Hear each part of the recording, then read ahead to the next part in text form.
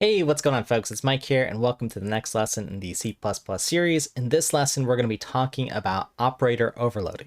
So this topic isn't exclusive to classes. In fact, you can just write functions that overload different operators, and we'll see an example of that, but it tends to work well when talking about classes. So let me go ahead and introduce operator overloading. And the way I'm going to do this is by typing in operator into CPP reference, clicking on the first example here for operator overloading, and we can see what's going on here. So the basic idea is that we have many different operators that we can apply to objects. So plus, minus, the asterisk, multiply, divide, modulo, and so on, even this fun one here called the spaceship operator. And the idea is, instead of typing out a function name, we can just type one of these symbols here, or just a few characters to implement that operation.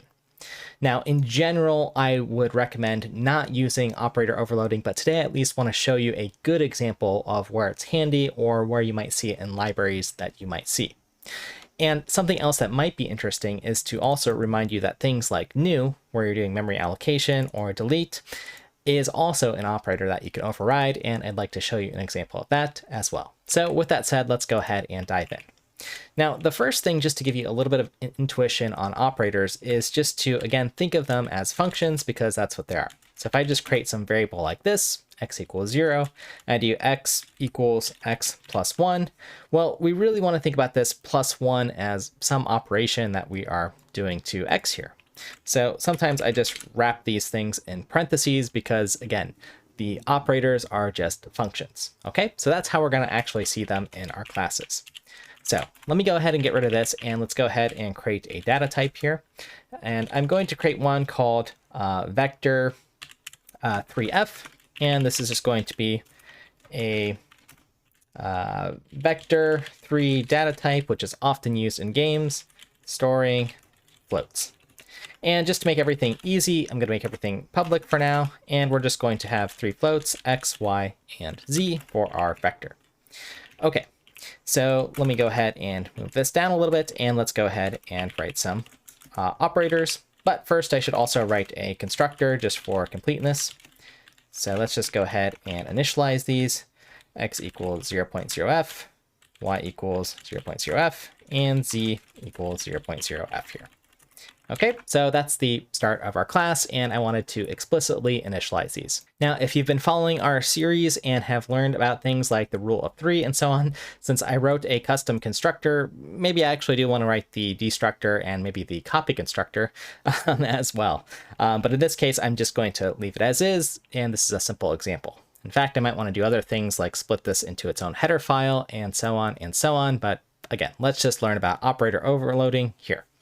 All right, so with that said, one of the places where you've already seen us use an operator before was with the copy constructor.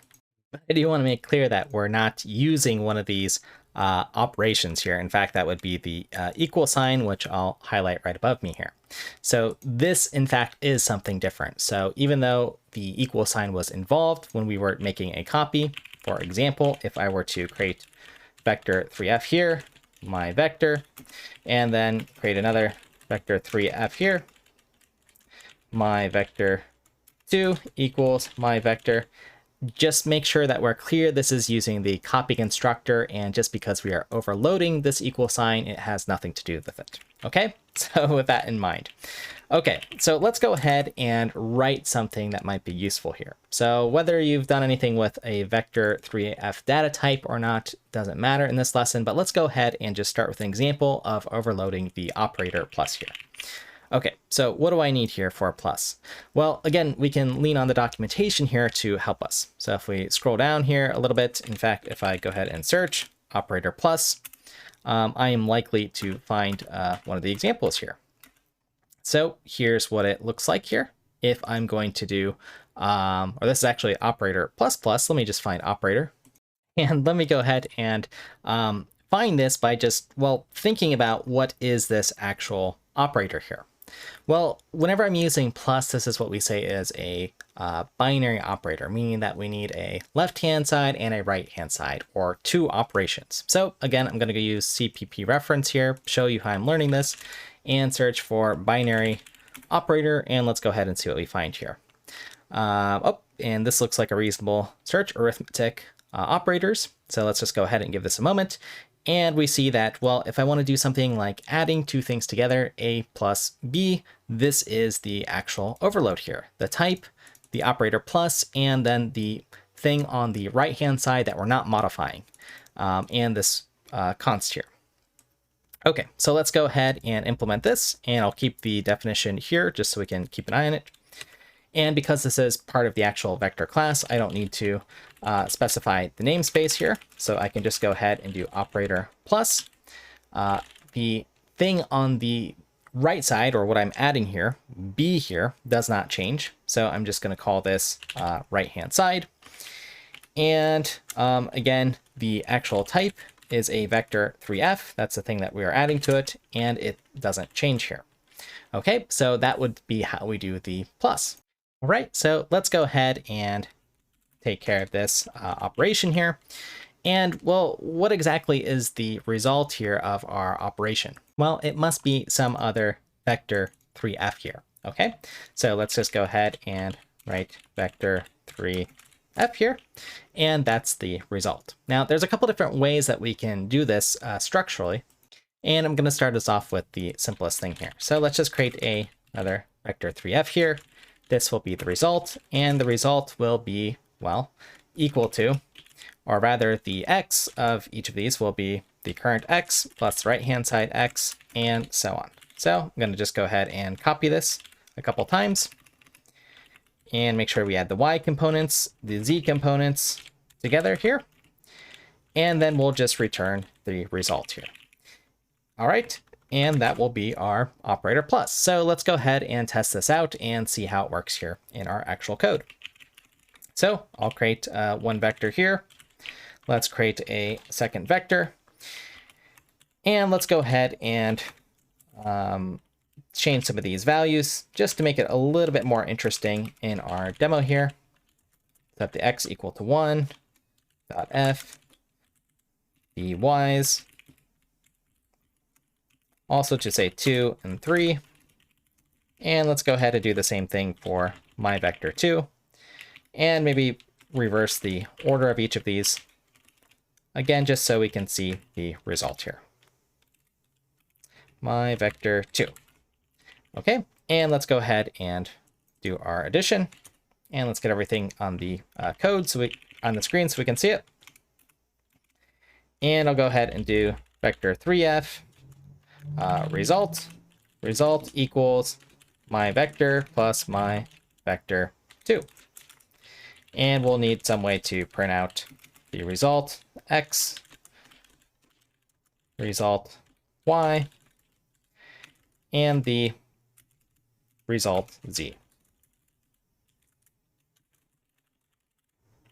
And I'll get rid of this here. And let's go ahead and give this a compile and see if it runs. And looks like I'm missing one semicolon. And then we can fix up one more error here on line 38. Make sure I have all of my operators there. And if I run this, well, let's see. 1 plus 3 is 4. 2 plus 2 is 4. 3 and 1 should also be 4. So almost works if I do my math right here, but looks like it's in progress here. So operator plus y and then z. All right, recompile, and well, now it's working. So perfect. Looks like we are in good shape here. So this implementation here works perfectly fine. We do a plus, we add the things that are on the right-hand side to our current variable, and then we're able to store those into this resulting vector and print out each of the results here. All right, now let's go ahead and do a few more tests here just to see what's going on with the operator plus here.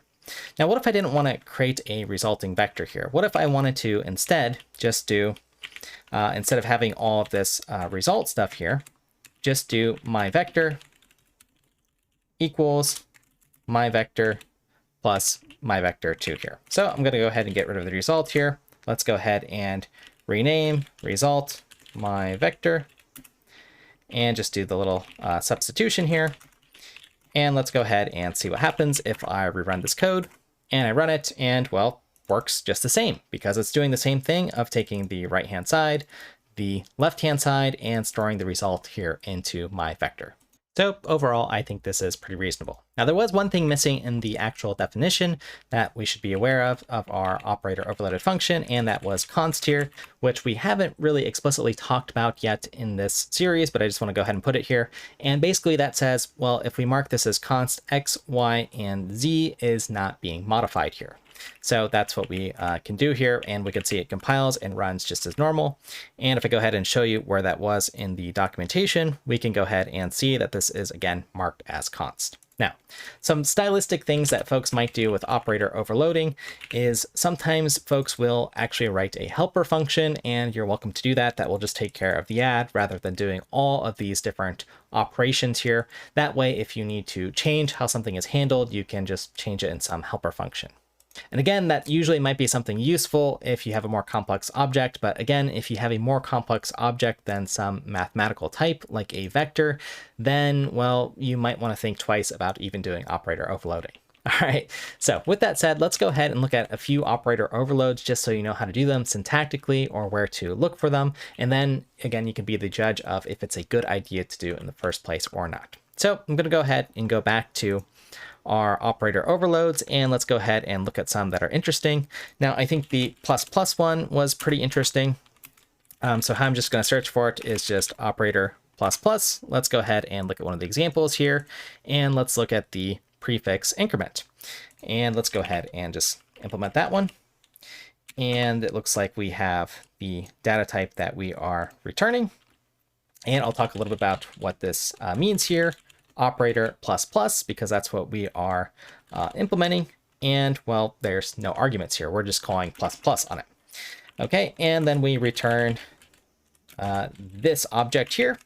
And well, what does it mean if we're doing ++? I'd be doing x equals x plus 1. And I'm going to do this just very explicitly.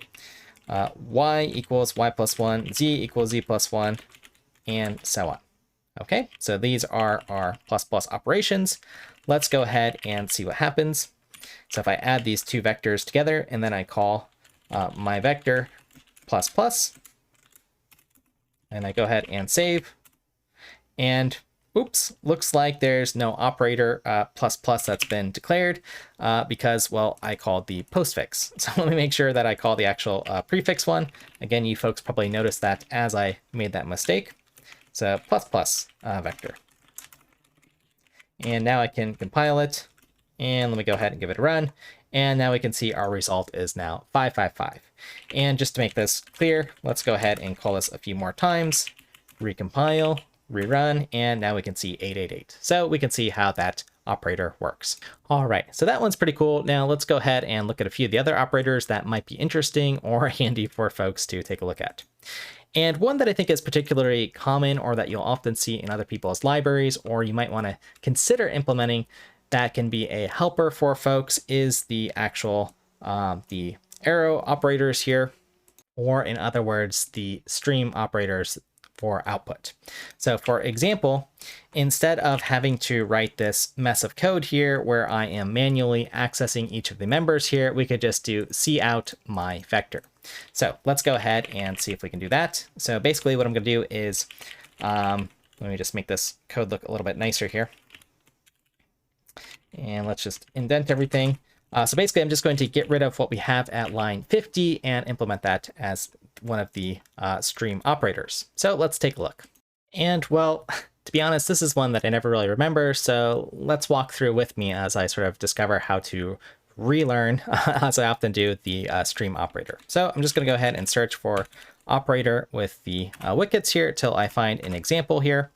And here is some examples here for the operator overload here that we want. And we're really looking at this one here. Okay, so what exactly does this mean here that we're looking at?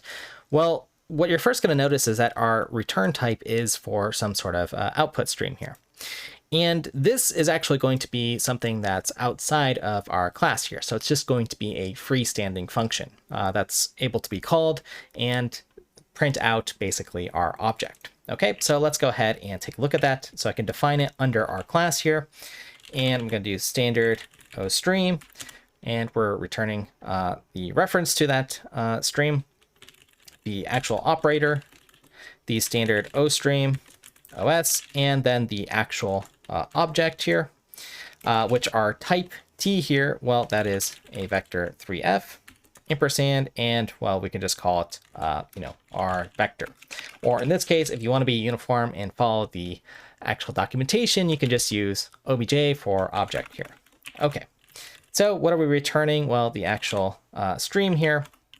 And how are we writing this or actually using this? Well, this is our output stream here, and we would have our object X, and maybe some commas here for nice formatting, the object Y, and again, some commas for nice formatting here, and then the object Z, and then maybe by default, we would want an Inline every time here, maybe not, but I'm going to do that for this example here.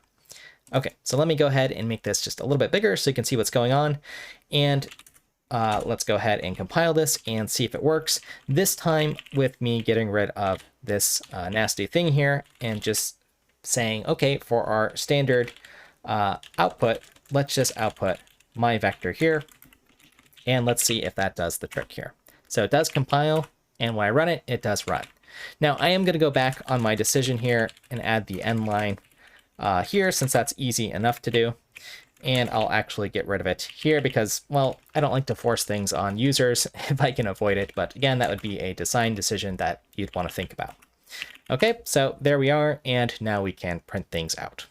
So with that said, let's go ahead and just look at some of the things that we have covered here and some of the things that might be interesting for you to see here. Well, we've got vector 3f here. We have our constructor. We have learned how to overload one of the binary operators and the prefix operator here. Prefix, increment, or pre-increment. I will just call it for short, which is, of course, this guy down here, and then even the output stream. Now, this video is getting long, but I do want to show you a few other types of overloads, just because it's nice to have them all in one place, and I'm unlikely to talk about them again for a while at least. I do have some other cool things you can do with overloads, but I do want to talk about some that I think are actually pretty useful. And well, that next one is operator equals equals. So this one we can actually grab from the documentation here. And well, let's just go ahead and implement this one. So here's what it looks like. And basically we're just comparing the left-hand side of our object with the right-hand side. Okay, so let's go ahead and do this for our vector 3f here. And we'll go ahead and implement this as operator equals equals. And well, I hid the documentation, but go ahead and give yourself a pause to see if you can remember it or sort of guess at what this actually is. If you've taken a moment to do that, I'll go ahead and take my guess. Again, I forget these things. It's okay to forget, but we probably have some sort of const here, our vector 3f. We don't want to change anything, so we are making it constant, and then we're able to pass by reference the left-hand side, vector 3f again, the right-hand side, and overall, again, we're not changing anything in this function. Now, what's our return type? Well, if things are equal or not equal, well, then it should be a bool here. Okay, so let's see how we did, see how you did with that. Looks like we have a constant, whatever our object is, the left-hand side, and a constant, whatever our right-hand side is, and we just return bool. Now, this inline basically means that this would be a function that is inlined or sort of copy and pasted into our code rather than calling this actual function. I'm not going to worry about that for now, and I'm just going to leave it as is. So let's go ahead and just start with a sort of simple or naive comparison here. And let's just go ahead and say, well, if the left-hand side dot x is equal to the right-hand side x, and well, we basically just repeat this.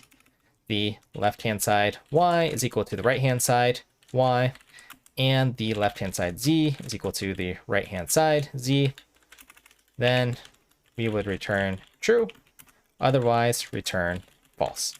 Okay, so that's what it looks like. And let's go ahead and set up a little test here to see if we get the result that we'd like. All right, so let me go ahead and scroll down here. And well, I created these two vectors here. So let's just go ahead and print out what the result would be. And I'll just print out here. And let's actually do this before I do any of these operations, just so we can kind of see clearly what's going on. And I'm just going to see out my vector equal to my vector 2. And let's just go ahead and see what the result is. And whoops, looks like I made a little bit of a mistake. So let's go ahead and check it out. Maybe some of you folks have caught what this is. Let's see, const vector 3f, const vector 3f. And maybe my test is just a little bit broken here. So let's just go ahead and let's just do a direct comparison here. Say if these two are equal, then we'll print out vectors are equal and an inline here. And well, we're going to want to test both cases. Then I'll just go ahead and print vectors are not equal. All right, and whoops, looks like we've still got the same error here. And well, what's the mistake that I've actually made here? Let me go ahead and slow down a little bit and read the error here. It says, okay, error. Operator equal const must have exactly one argument. Okay, well, I thought this would be appropriate, but why would I only need one argument when you see this example here? Well, the issue here is, do I really need to pass in a left-hand side if my left-hand side is this object as it already is? So truly what this can be here, and let me go ahead and move this to where it needs to be, is I can actually just take this function here and use this as another free function here.